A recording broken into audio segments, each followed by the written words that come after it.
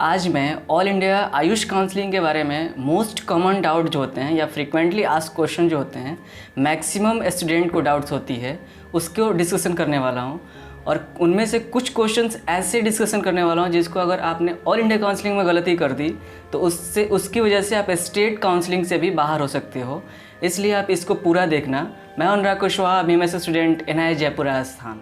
First question है कि bond क्या होती है। किसी भी कॉलेज में आप देखोगे कि कुछ कॉलेज बॉन्ड शो करते हैं, कुछ नहीं शो करते हैं। बॉन्ड का सिंपल मीनिंग है कि रेस्ट्रिक्शन मीन्स अगर आपने एक बार उस कॉलेज में एडमिशन ले लिया तो जब तक कोर्स कंप्लीट नहीं होती है उसको नहीं छोड़ सकते हो। अगर किसी कारणवश आपने उसको छोड़ रहे हो तो एडमिशन के टाइम में जो भी आपने फिल किया हुआ है, बॉन्ड में जो भी लिखा हुआ है, उसको आपको पे करना पड़ेगा।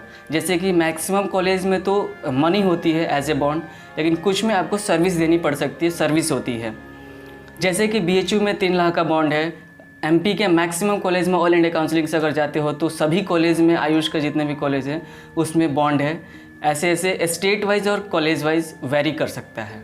सेकेंड क्वेश्चन है कि अगर किसी स्टूडेंट को फर्स्ट राउंड आयुष काउंसलिंग में कॉलेज अलॉट हो गया या all India counselling second round में कॉलेज अलॉट हो गया और किसी कारणवश वो अपने स्टेट में लेना चाहता है कॉलेज को, या उसको MBBS मिल गई, तो क्या आयुष कॉलेज को वो छोड़ सकता है?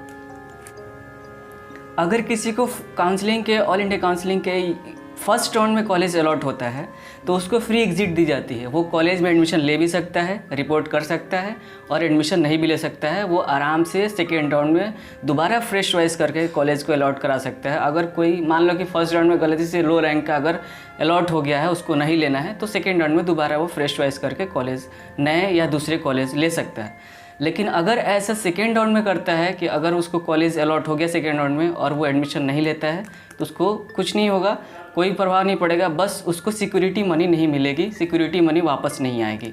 सिक्योरिटी मनी उनकी वापस आती है जो या तो कॉलेज अलॉट हुआ, वो एडमिशन ले लिए, उनकी वापस आती है, या जिसको कॉलेज अलॉट ही नहीं हुआ, चाहे वो फर्स्ट राउंड, सेकेंड राउंड या मॉपअप राउंड।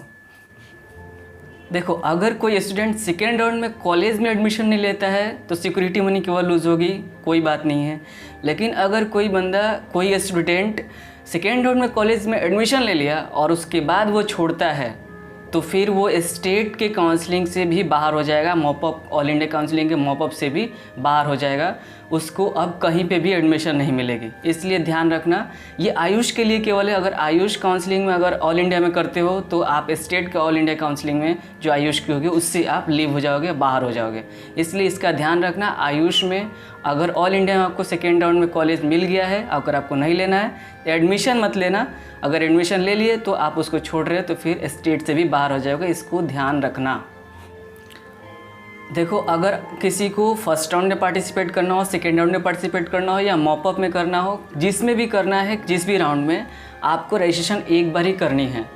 जैसे फर्स्ट राउंड और सेकेंड राउंड के लिए एक बार रजिस्ट्रेशन करनी है, या आप फर्स्ट राउंड में कर दो या सेकेंड राउंड में करो, या आप ये अगर मॉपअप की अलग से रजिस्ट्रेशन होती है वो फर्स्ट राउंड और सेकेंड राउंड के बाद होती है। स्टे वैकेंसी राउंड एक होती है मॉपअप के बाद, अगर 1-2 सीट्स बच जाते हैं, सेंट्रल यूनिवर्सिटी या नेशनल इंस्टीट्यूट का होता है, तो उसको आप ऑफलाइन वो काउंसलिंग होती है, लेकिन उसकी रजिस्ट्रेशन नहीं होती है स्टे वैकेंसी की।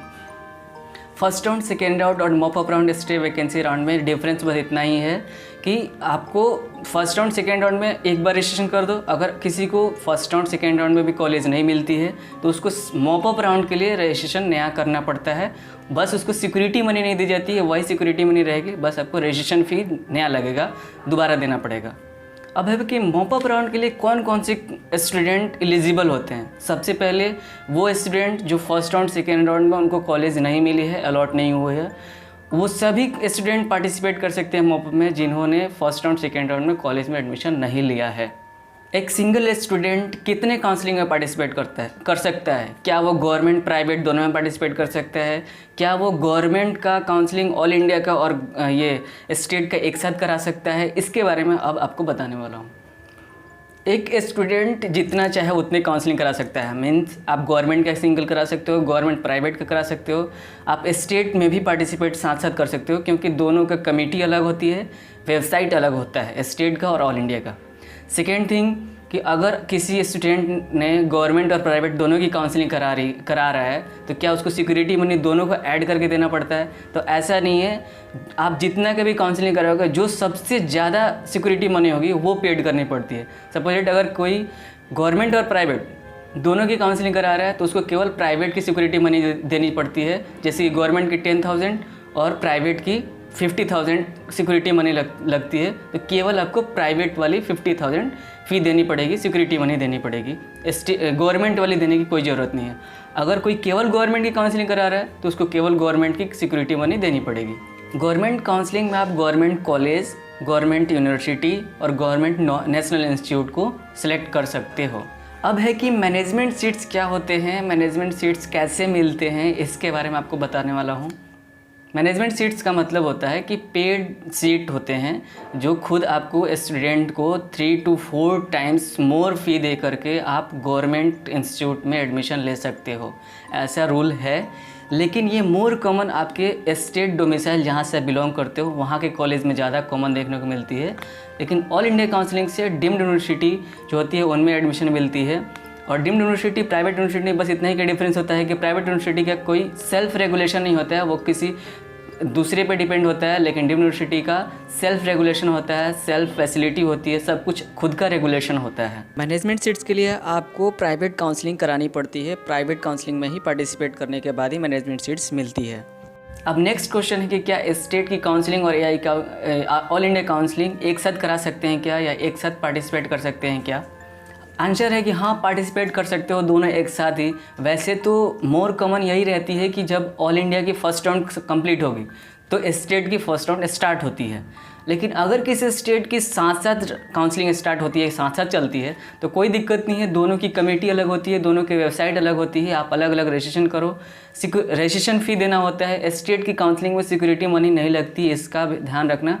ये एक इंटरेस्टिंग क्वेश्चन है कि अगर किसी स्टूडेंट को फर्स्ट राउंड में कॉलेज अलॉट हो गया, लेकिन वो चाहता है कि सेकेंड राउंड में फर्स्ट राउंड में वो एडमिशन नहीं लिया है, छोड़ दिया किसी कारणवश, और वो चाहता है कि सेकेंड राउंड में वही कॉलेज मिल जाए, तो उसके लिए वो क्या करेगा? इसके लिए सिंपल से रूल है कि आप सेकेंड राउंड में फ्रेश चॉइस मत करना, उसको छोड़ देना। जैसे काउंसलिंग फर्स्ट राउंड के कंप्लीट हुआ है, सेकेंड राउंड में आपको कुछ नहीं करना है, वो अपने आप वो सीट, वो कॉलेज रिट्रेन हो जाएगा आपके लिए। सेकेंड राउंड में आप जाके दोबारा एडमिशन ले सकते हो। फ्रेश चॉइस मत करना सेकेंड राउंड में अगर वही कॉलेज चाहिए तो। ऑल इंडिया काउंसलिंग में जब होती है तो उसमें सिक्योरिटी मनी कितनी लगती है? वैसे तो मैं ये पहले ही बता दिया हूँ। सिक्योरिटी मनी गवर्नमेंट कॉलेज के लिए आपको 10,000 लगी थी लास्ट ईयर, और 50,000 डीम्ड यूनिवर्सिटी या प्राइवेट कॉलेज के लिए लगती है। ये सब रूल्स, ये सब आस्क क्वेश्चन जो भी बताया हूँ वो 2019 की है, काउंसलिंग की है। अगर इस साल कोई चेंजेस होगा 20 में तो मैं आपको वीडियो बना के तुरंत इन्फॉर्म करूँगा कि ये चेंजेस हैं। Hope this video is very helpful for you. अगर आपको इसमें कोई भी डाउट हो इसके अलावा देखने के बाद, आप कमेंट्स करके पूछ सकते हो, इंस्टाग्राम पे डायरेक्ट मैसेज कर सकते हो, और टेलीग्राम चैनल पे ज़रूर ज्वाइन करो। वहाँ पे जितने भी लेटेस्ट न्यूज़ होंगे काउंसलिंग से रिलेटेड मैं वहाँ पे आपको इन्फॉर्म करूँगा।